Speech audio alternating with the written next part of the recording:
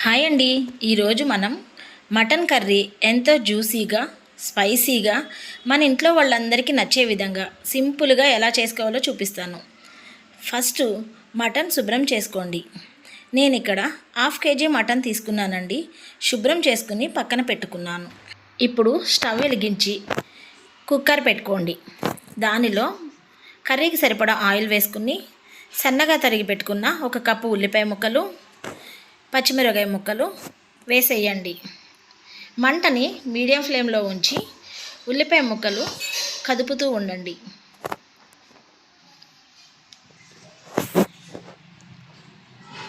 ఉల్లిపాయ ముక్కలు వేగిన తర్వాత 1 టేబుల్ స్పూన్ అల్లం వెల్లుల్లి పేస్ట్ వేసేయండి. అల్లం వెల్లుల్లి పేస్ట్ పచ్చి వాసన పోయేదాకా వేగనియండి. నేను ఇప్పుడు దీనిలో వేసిన అల్లం వెల్లుల్లి పేస్ట్కి అల్లము, వెల్లుల్లి రెబ్బలు, 1 స్పూన్ నువ్వులు, 2 మిరపకాయలు, 2 కొబ్బరి ముక్కలు, 1 చిన్న ఉల్లిపాయ ఇవన్నీ కలిపి పేస్ట్ చేశానండి గ్రేవీ కోసం. అల్లం వెల్లుల్లి పేస్ట్ వేగిన తర్వాత మటన్ని దీనిలో వేసేయండి. మటన్ ముక్కల్ని మంచిగా మసాలాలు కలిసేటట్లు ఒకసారి కలుపుకోండి. మూత పెట్టేసి 10 నిమిషాలు మంటని మీడియం ఫ్లేమ్లో పెట్టి ఉడకనియండి. మధ్య మధ్యలో కూరను కలుపుతూ ఉండండి. దానివల్ల కూర అడుగంటదు, ముక్కలు చక్కగా ఉడుకుతాయి. ఇప్పుడు 1/2 టేబుల్ స్పూన్ పసుపు, మీ రుచికి తగినంత ఉప్పు వేసుకోండి. ఉప్పు పసుపు ముక్కలకి బాగా పట్టేలాగా కలపండి.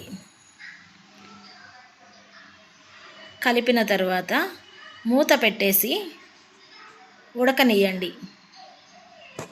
మంటని మీడియం ఫ్లేమ్లోనే ఉంచండి. ఇప్పుడు 1.5 స్పూన్ కారం వేసుకుంటున్నాను. ఈ కారం మాకు సరిపోతుందండి. కారం వేసిన తర్వాత కూర మొత్తం కలిసేలా కలపండి. మనం కారం వేసిన తర్వాత 2 నిమిషాలు ఉడకనియాలి. అలా చేస్తే కారం పచ్చివాసన పోతుంది, కూర మంచి రుచికరంగా మారుతుంది. ఇప్పుడు 1.5 గ్లాస్ వాటర్ పోసుకున్నానండి. ఒకసారి కలుపుకుని మూత పెట్టేసి 10 నిమిషాలు మీడియం ఫ్లేమ్లో ఉడికించండి. ఆ తరువాత 1 స్పూన్ ధనియాల పౌడరు, 1 స్పూన్ జీలకర్ర పౌడరు, 1 స్పూన్ గరం మసాలా వేసుకుని ఒకసారి కలపండి. సన్నగా తరిగి పెట్టుకున్న కొత్తిమీరను కూడా వేసేయండి. ఇప్పుడు మూత పెట్టుకుని విజిల్స్ పెట్టండి. 5 నుంచి 7 విజిల్స్ రావాలండి.